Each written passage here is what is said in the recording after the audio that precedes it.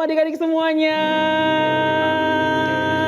Coba nih Kak Arif hari ini mau menyapa adik-adik semua yang ada di rumah. Kingdom Kids. Kingdom Kids. Kingdom Kids.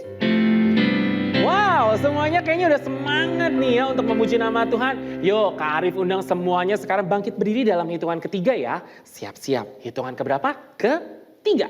1, 2, 3, semuanya berdiri. Wah, hebat. Yuk, kita semua lipat tangannya, tutup matanya, kita berdoa sama-sama ya adik-adik ya. Tuhan Yesus, kami bersyukur sekali buat hari ini Tuhan sudah memberikan kesehatan. Sebentar kami akan memulai ibadah kami dalam nama Tuhan Yesus, Tuhan yang pimpin sertai. Dan kami percaya kami diberkati lewat ibadah hari ini. Dalam nama Yesus, haleluya, amin. Sudah siap memuji nama Tuhan kan Kingdom Kids? Yang siap boleh angkat tangannya dua-duanya ke atas. Oke, yuk kita sama-sama nyanyikan lagu Kingdom Kids. Pakai gerakan semuanya ya, harus yang semangat. 1, 2, 3. Aku anak kerajaan Allah, hidupku ditebus oleh darah Yesus. Aku hidup melayani Tuhan sampai ku besar nanti. Aku anak kerajaan Allah, hidupku ditebus oleh darah Yesus. Aku hidup melayani Tuhan sampai di surga nanti. Bermahkotakan semua. Bermahkotakan kebenaran, berperisai kasih Tuhan, berjubahkan pengampunan, bertongkatkan kuasa Roh Kudus, memberitakan Injil Tuhan. Lagi ya.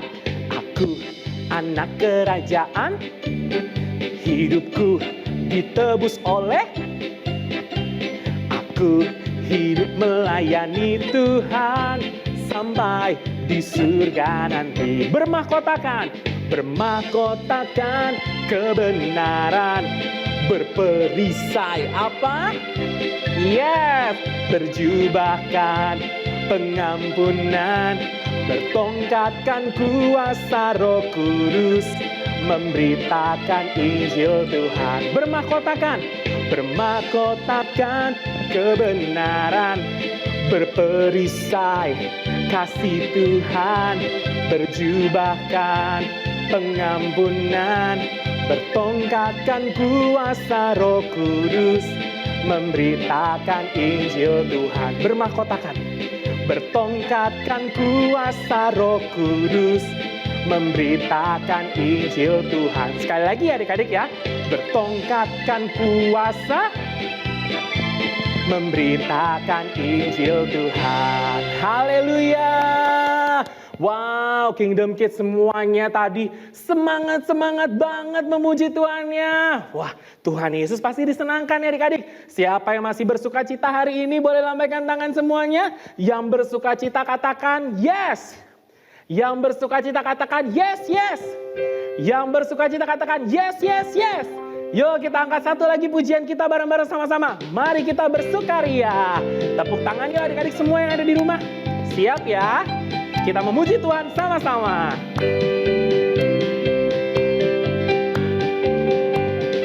Mari kita bersukaria karena ini hari bahagia. Kita berkumpul jadi satu. Puji Tuhan semesta itu, haleluya. Tepuk tangan wajah berseri, hilangkanlah hati yang sedih. Yesus berkata, bukankah Yesus berkata damai yang Dia berikan kita? Mari kita bersukaria. Sekali lagi ya, mari kita bersukaria. Mari kita bersukaria karena ini hari bahagia. Kita berkumpul jadi satu. Puji Tuhan semesta itu. Tepuk tangan wajah berseri. Hilangkanlah hati hati yang sedih. Bukankah Yesus berkata damai yang Dia berikan kita, mari kita bersukaria. Lebih lagi ya, sekali lagi, sekarang kakak pengen adik-adik semua yang nyanyi bagian mari kita bersukaria, nanti kakak akan sautin. Oke, siap ya adik-adik semua ya? Siap semuanya? Siap dong. Bersama-sama nih. 1, 2, 3. Mari. Karena ini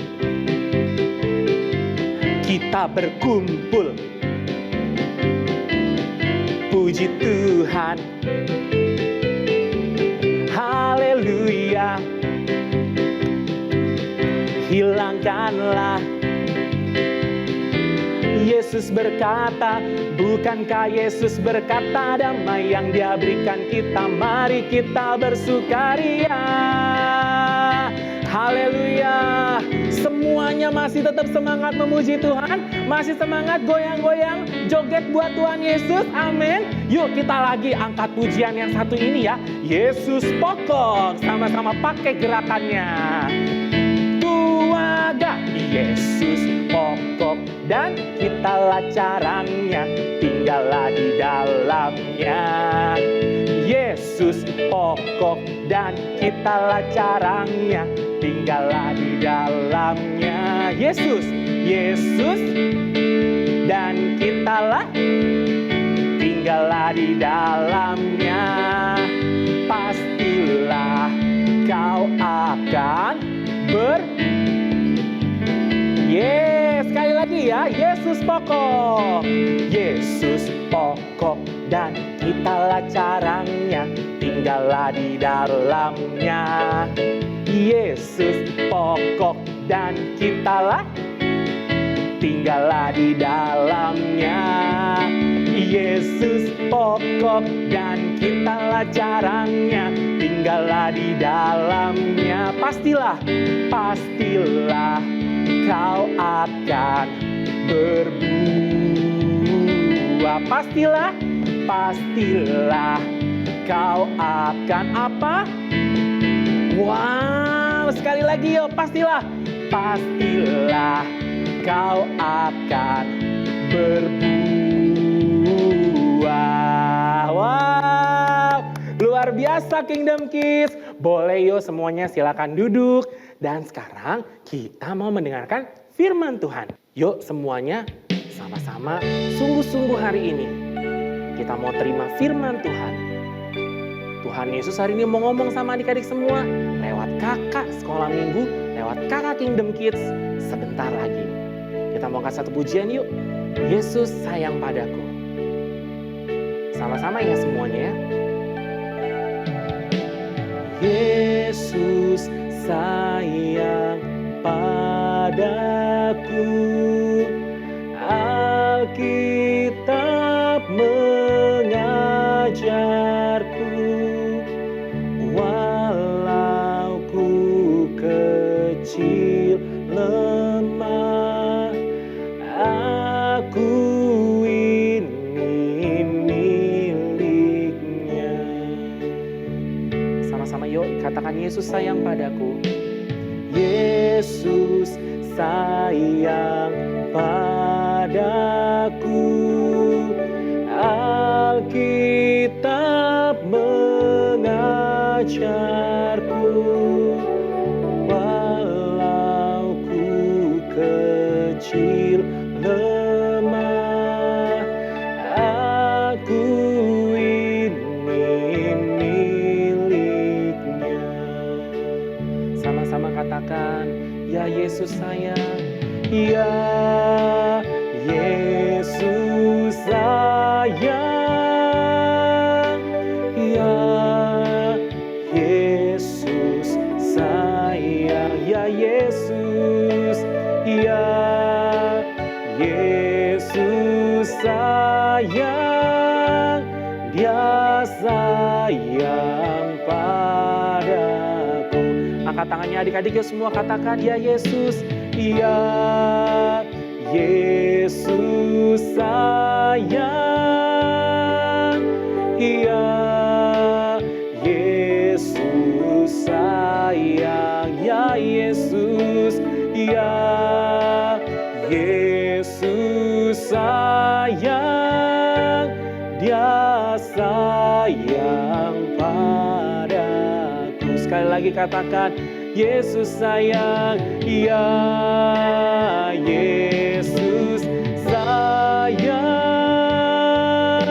ya Yesus sayang, Yesus sayang, ya Yesus sayang, Dia sayang padaku, Dia sayang, Dia sayang padaku. Sekali lagi adik-adik katakan, Dia sayang padaku. Lipat tangannya, tutup matanya, kita berdoa sama-sama ya adik-adik. Tuhan Yesus yang baik, saat lagi kami mau mendengarkan firman-Mu. Tuhan Yesus, biar firman-Mu menguatkan setiap kami. Biar lewat firman-Mu, kami boleh semakin sayang sama Tuhan Yesus. Terima kasih Tuhan Yesus. I love you. Dalam nama Yesus. Haleluya. Amin. Shalom Kingdom Kids, dimanapun kamu berada, apa kabar semuanya? Pasti sehat, pasti semangat, pasti sukacita. Kingdom Kids, sebelum kita mendengarkan firman Tuhan, mari kita sama-sama tundukkan kepala, kita mau berdoa. Tuhan Yesus yang baik, terima kasih untuk hari ini. Tuhan masih memberikan kami kesempatan untuk kami bisa beribadah. Tuhan, sebentar kami mau mendengarkan firman-Mu, biar kiranya Roh Kudus menolong kami untuk mengerti apa yang harus kami lakukan. Terima kasih Tuhan Yesus, di dalam nama Tuhan Yesus kami terima berkat firman-Mu hari ini. Haleluya, amin. Kingdom Kids, kakak senang sekali bisa ketemu lagi dengan kamu dimanapun kamu berada. Sebelumnya yuk sama-sama kita teriakan yel-yel Kingdom Kids. Kingdom Kids, yes, Kingdom Kids, Kingdom Kids, yes, I am. Luar biasa, kamu anak-anak yang spesial loh di mata Tuhan. Kamu anak-anak yang diperhatikan oleh Tuhan. Kingdom Kids, hari ini kita akan sama-sama melanjutkan pelajaran kita tentang wanita atau perempuan yang ada di dalam Alkitab. Banyak sekali, tapi dalam 1 bulan ini kita belajar beberapa wanita yang bisa menjadi pelajaran, menjadi berkat buat kita semua. Oh iya, bukan cuman buat Kingdom Kids loh, buat kakak juga. Kakak banyak sekali belajar dari firman Tuhan. Ayo kita belajar sama-sama, oke? Kita akan sama-sama buka di dalam Kisah Para Rasul 9 ayat 36 sampai 43. Nanti kakak akan bacakan beberapa ayat, nanti Kingdom Kids perhatikan ya. Kisah Para Rasul 9 ayat 36, kakak akan mulai. Di Yope ada seorang murid perempuan bernama Tabita. Dalam bahasa Yunani, Dorcas. Nah, sampai di sini dulu adik-adik. Kingdom Kids, di dalam firman Tuhan di Alkitab kita tadi dituliskan ada di sebuah kota namanya Yope. Lalu di dalam kota itu tinggal seorang perempuan, dari sekian banyak penduduknya tinggal seorang perempuan yang bernama Tabita. Tapi dalam bahasa Yunani namanya dipanggil Dorcas. Nah, hari ini kita akan sama-sama belajar dari Ibu Dorcas ini adik-adik. Tadi tinggal di mana dia? Betul, tinggal di Yope. Namanya siapa? Iya, tepat. Tabita. Dalam bahasa Yunaninya Dorcas. Firman Tuhan selanjutnya dikatakan perempuan ini, Ibu Dorcas ini banyak sekali memberi sedekah, berbuat baik kepada orang-orang yang ada di sekelilingnya. Nanti Kingdom Kids baca ya Alkitabnya secara keseluruhan di dalam Kisah Para Rasul 9 ayat 36 sampai 43 tadi. Firman Tuhan katakan bahwa Ibu Dorcas ini baik hati. Dia memberikan sedekah kepada banyak orang dengan sukacita. Di dalam ayat yang ke-37, adik-adik perhatikan baik-baik. Tetapi pada waktu ia sakit, lalu meninggal, dan setelah dimandikan, mayatnya dibaringkan di ruang atas. Lida dekat dengan Yope. Ketika murid-murid mendengar bahwa Petrus ada di Lida, mereka menyuruh 2 orang kepadanya dengan permintaan, "Segeralah datang ke tempat kami." Adik-adik, jadi kota Yope itu bersebelahan dekat dengan kota yang namanya Lida, Lida.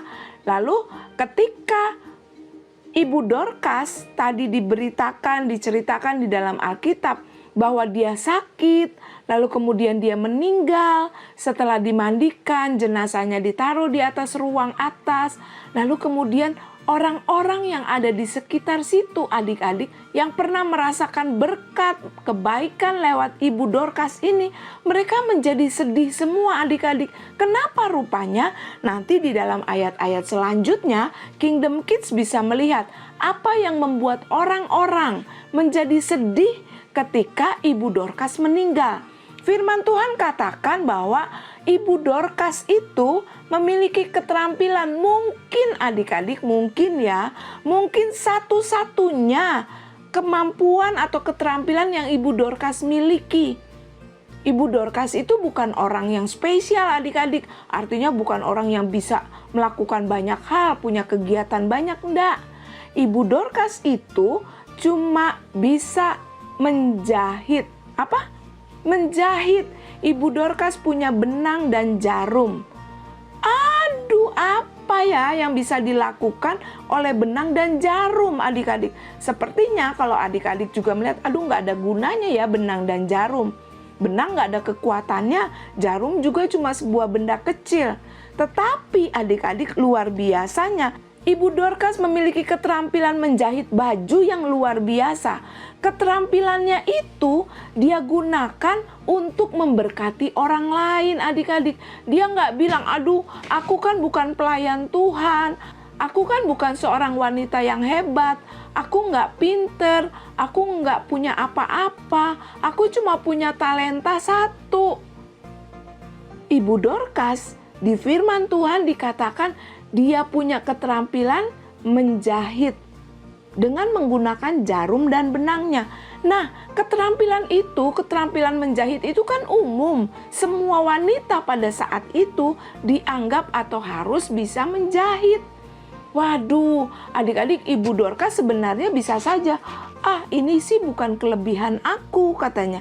Tetapi perhatikan baik-baik, ketika sesuatu yang kita miliki, adik-adik, walaupun cuma sederhana, orang lain bilang sepertinya tidak ada gunanya.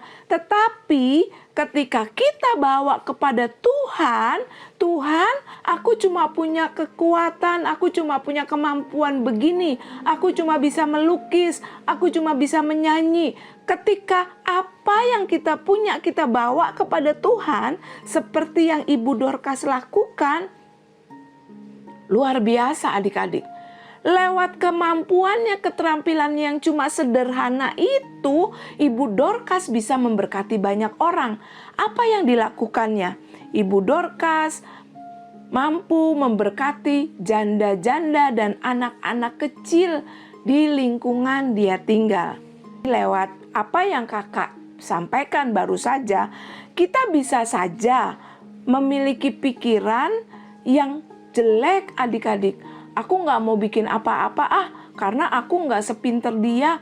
Aku nggak mau ikut nyanyi di sekolah minggu karena suara aku nggak sebagus dia. Aku nggak mau lakukan ini, nggak mau lakukan itu karena aku dibanding mereka. Adik-adik, kita belajar. Bisa saja Ibu Dorcas memiliki pikiran negatif. Artinya, ya cuma ngejahit nggak ada gunanya, ya cuma ini nggak ada manfaatnya buat orang. Tetapi Ibu Dorcas berpikir bahwa dia adalah murid Tuhan yang harusnya menjadi istimewa. Waduh, luar biasa, adik-adik. Jadi nggak boleh ya ada yang kecil hati karena adik-adik pikir nggak ada kemampuan. Ingat, kamu, kakak, diciptakan istimewa oleh Tuhan. pasti ada sesuatu yang Tuhan berikan kepada kamu untuk bisa menjadi berkat buat banyak orang. Yang pertama, kita belajar dari Ibu Dorcas, dia menjadi murid Tuhan Yesus yang setia. Itu yang membuat dia bisa memberkati orang-orang dengan hatinya yang penuh dengan kebaikan.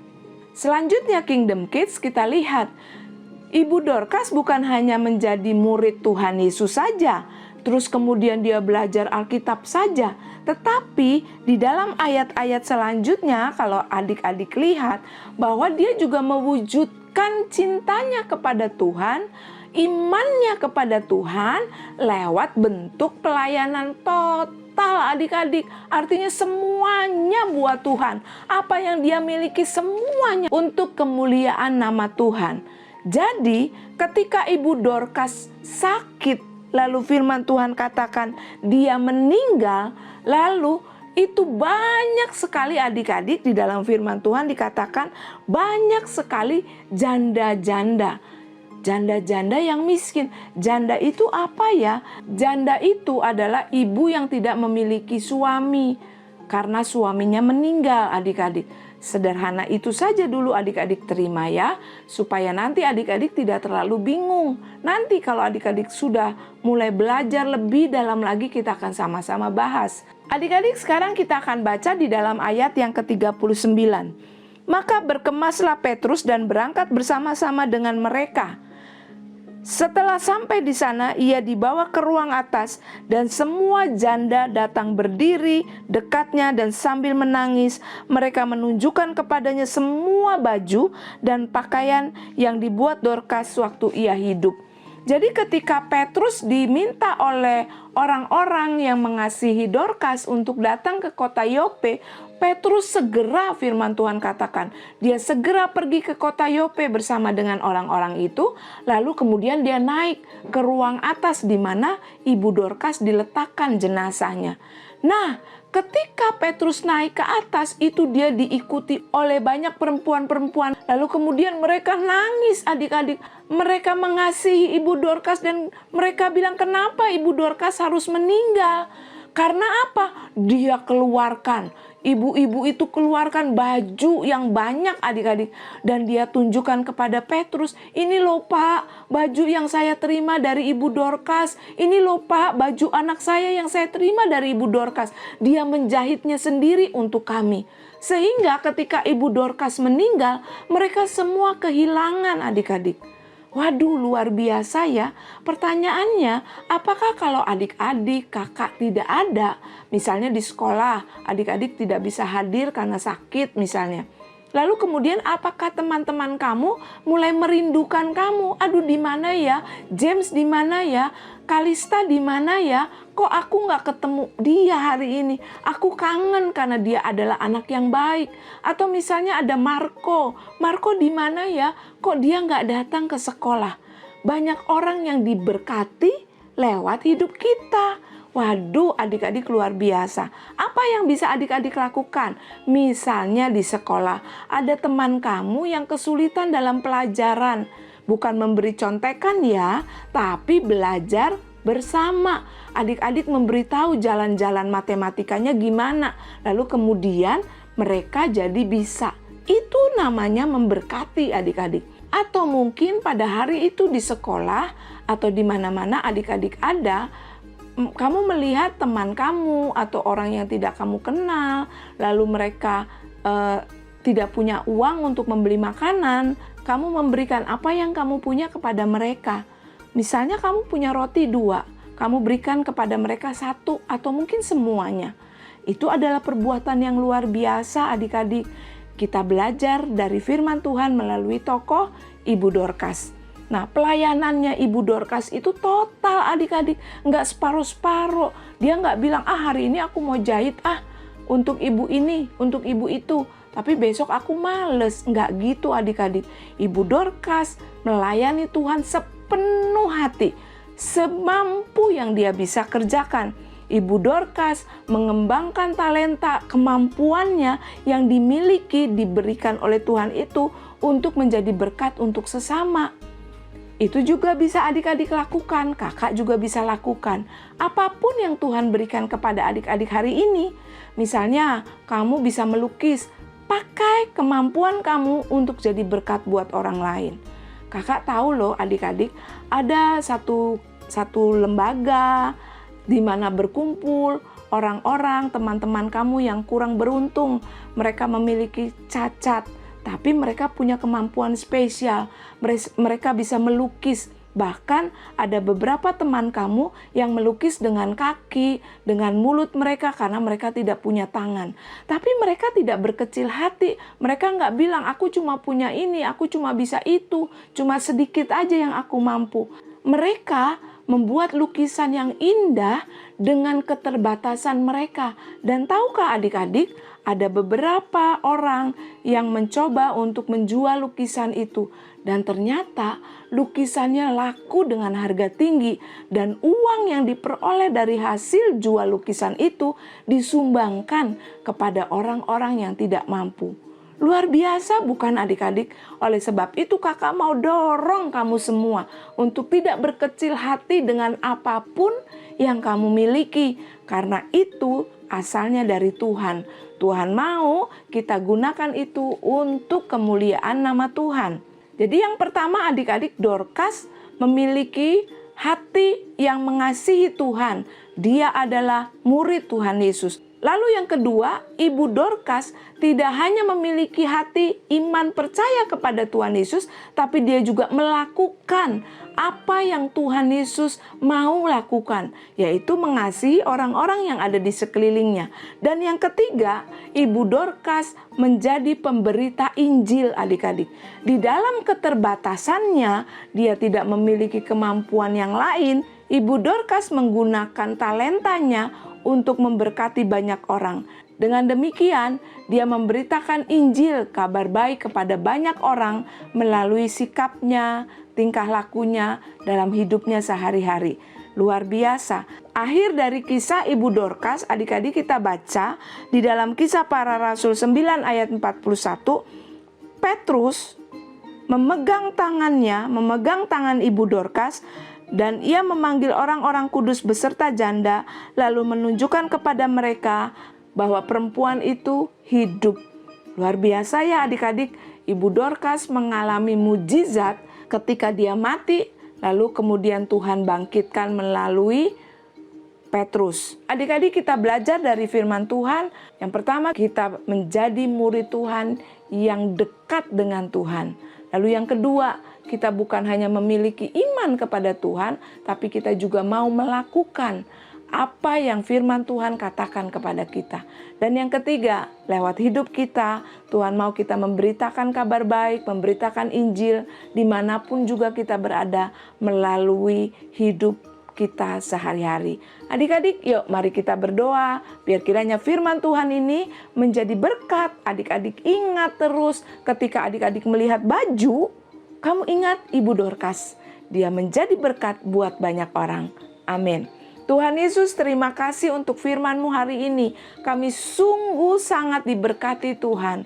Tuhan, kami mau belajar dari firman-Mu. Kami mau belajar dari tokoh yang dicatat di dalam Alkitab, yaitu Ibu Dorcas. Kami percaya Tuhan memberikan kami kemampuan, walaupun mungkin cuma satu, tapi kami mau mengembangkan talenta kami untuk kemuliaan nama Tuhan. Berikan kami keberanian, berikan kami kepekaan untuk melihat apa kemampuan yang Tuhan berikan kepada kami untuk bisa kami kembangkan. Terima kasih Tuhan Yesus, di dalam nama Tuhan Yesus kami berdoa dan mengucap syukur.